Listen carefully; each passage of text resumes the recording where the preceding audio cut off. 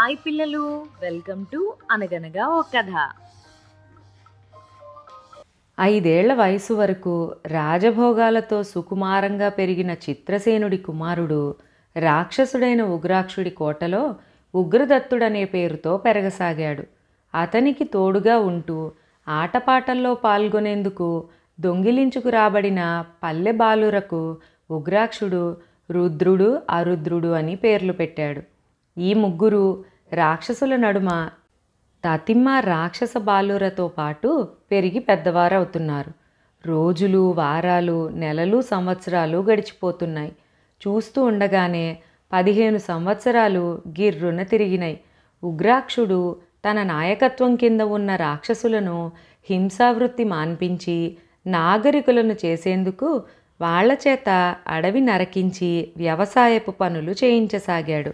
కానీ వాళ్లకు భూములు దున్నేందుకు, పండిన పంటలను ఇళ్లకు చేర్చేందుకు మామూలు ఎడ్లు, దున్నపోతులు పనికిరాలేదు.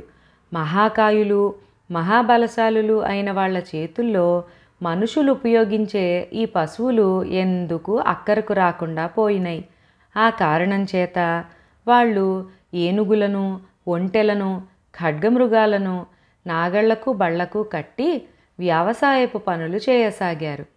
ఇది అడవిలో ఉన్న గ్రామాల్లో నివసించే ప్రజలకు ఎంతో ఆశ్చర్యాన్ని, అబ్బురపాటును కలిగించింది.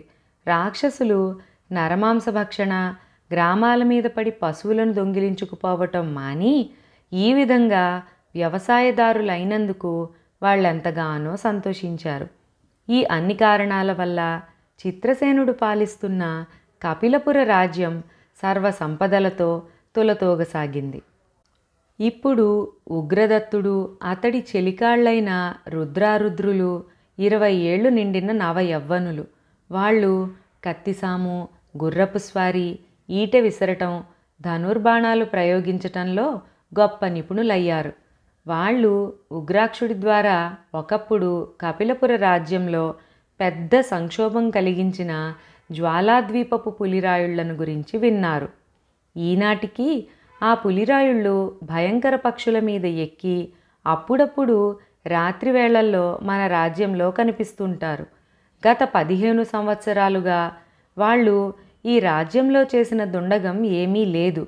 వాళ్ళ నాయకుడుగా ఇక్కడకు వచ్చిన కరవీరుడు ద్రోహి నాగవర్మ మనకు చిక్కకుండా పారిపోయారు అని చెప్పాడు ఉగ్రాక్షుడు.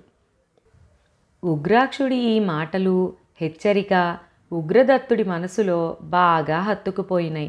ద్రోహి నాగవర్మ, అతడి అనుచరుడు కరవీరుడు జ్వాలాద్వీపంలో ఉన్నారో లేదో అన్న సంగతి ఇతమిద్ధంగా తెలుసుకుంటే తప్ప రాజ్యానికి క్షేమం లేదని అతడు నిర్ణయించుకున్నాడు. ఈనాటికి రాజ్యంలో జ్వాలాద్వీపవాసులు అప్పుడప్పుడు కనిపిస్తూ ఉన్నారంటే దాని అర్థం ఆ క్రూరులు ఈ కపిలపుర రాజ్యాన్ని గురించి పూర్తిగా మర్చిపోలేదన్నమాట. ఉగ్రదత్తుడు తన స్నేహితులైన రుద్రారుద్రులతో సంప్రదించి ఒక పథకం వేశాడు.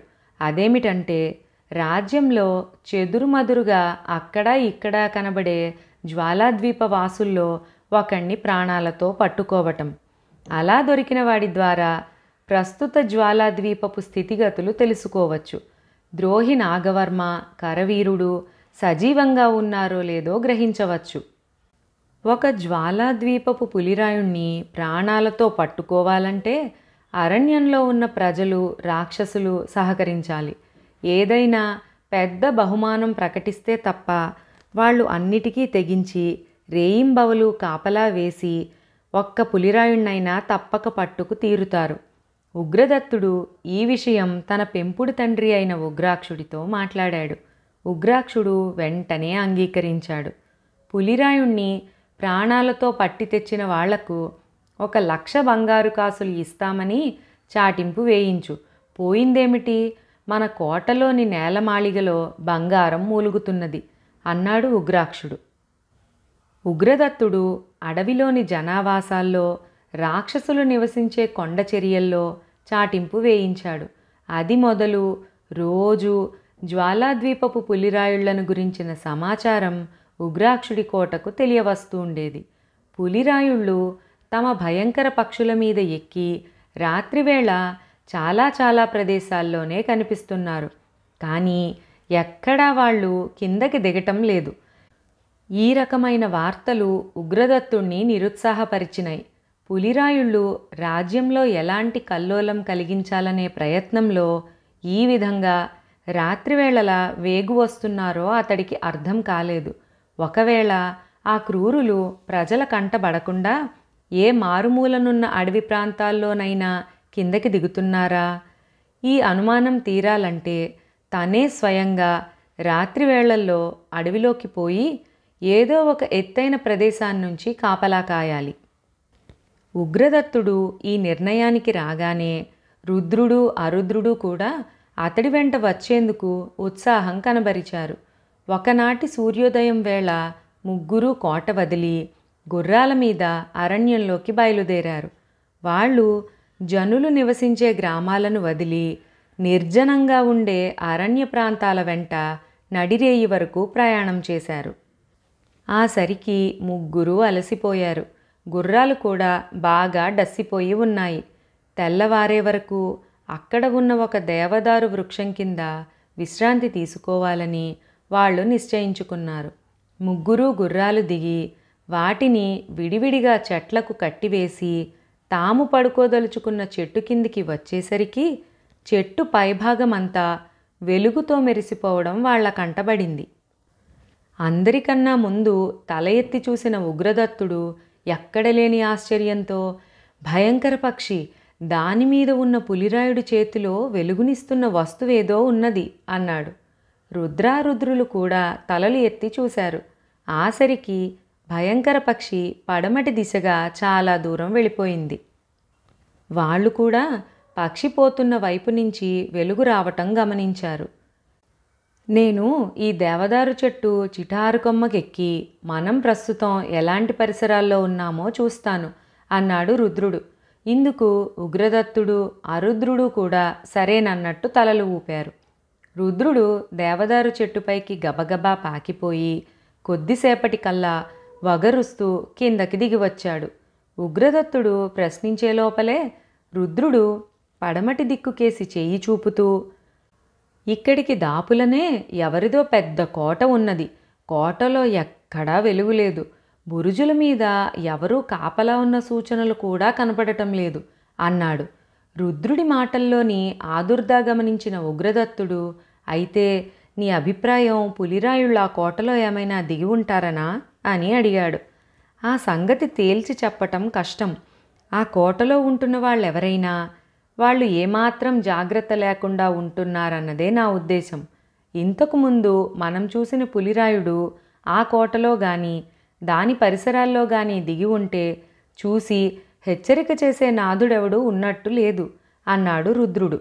రుద్రుడికి కలిగిన సంశయం లాంటిదే ఉగ్రదత్తుడికి కూడా కలిగింది. తన కోట రక్షణను గురించి ఇంత నిర్లక్ష్యంగా ఉంటున్న ఈ కపిలపురం సామంతుడెవడా అని అతడు కొంచెంసేపు ఆలోచించాడు. తెల్లవారితే గాని ఈ ప్రశ్నకు జవాబు దొరకదు. సూర్యోదయంతో పాటే లేచి తాను మొట్టమొదటిగా చేయవలసిన పని ఈ సామంతరాజుకు పులిరాయుళ్ల నుంచి రాబోయే ప్రమాదాన్ని గురించి చెప్పి హెచ్చరించటం. తరువాత కొద్దిసేపటికల్లా ప్రయాణ బడలికతో నీరసించి ఉన్న ఉగ్రదత్తుడు అతడి స్నేహితులు చెట్టు కింద ఒళ్ళు మరిచి నిద్రపోయారు. సూర్యోదయం కాగానే అడవిలో జంతువులు పక్షులు చేసే కలకలం వింటూనే వాళ్ల గుర్రాలు పెద్దగా సకిలించి గిట్టలతో భూమిని మోదసాగినాయి. ఆ చప్పుడుకు ఉగ్రదత్తుడు రుద్రారుద్రులు ఉలిక్కిపడి లేచి కూర్చున్నారు. ఇప్పుడు అరణ్యమంతా తెల్లని వెలుగుతో నిండిపోయి ఉంది. ఆకాశాన్ని అంటుతున్న పెద్ద పెద్ద మానులు, వాటి నుంచి వేలాడుతున్న పొడుగాటి ఊడలు, వాటిని ఆధారం చేసుకుని ఒక చెట్టు మీది నుంచి మరొక చెట్టు మీదికి ఉరుకుతున్న కోతులు, రంగురంగుల పక్షులు, అంతా ఎంతో మనోహరంగా ఉన్నది. ఈ ప్రాంతం మనం ఉండే అరణ్య ప్రాంతం కన్నా ఎంతో అందంగా ఉన్నది అన్నాడు ఉగ్రదత్తుడు. అందుకనే ఈ సామంతరాజెవరో ఇక్కడ కోట కట్టుకుని ఉంటాడు. పులిరాయుళ్లకు కూడా ఈ మారుమూలనున్న అరణ్య ప్రాంతంలో మరెవరికంటా పడకుండా దాక్కోవడం కష్టం కాదు అన్నాడు రుద్రుడు. పులిరాయుళ్ల పేరు వింటూనే ఉగ్రదత్తుడు లేచి నిలబడ్డాడు. అతడితో పాటు స్నేహితులిద్దరూ కూడా లేచి నిలబడి, కోటకేనా ప్రయాణం? గుర్రాన్ని తెమ్మంటావా అని అడిగాడు. గుర్రాలెందుకు? కోట సుమారుగా ఎంత దూరంలో ఉంటుంది అని అడిగాడు ఉగ్రదత్తుడు. పావుకోసు దూరం కూడా ఉండదని నా నమ్మకం. అయినా నేను చీకట్లో చెట్టు మీద నుంచి చూశాను. నేను ఊహించి ఉండవచ్చు అన్నాడు రుద్రుడు. ఎంత దూరమైతే మనకేం, గుర్రాలెక్కండి అన్నాడు అరుద్రుడు. ముగ్గురు గుర్రాలు కట్టివేసి ఉన్న చెట్టు దగ్గరికి వెళ్ళి వాటి తాళ్ళు విప్పుతున్నంతలో అల్లంత దూరాన్నుంచి పెద్దగా ఆర్తనాదం వినబడింది.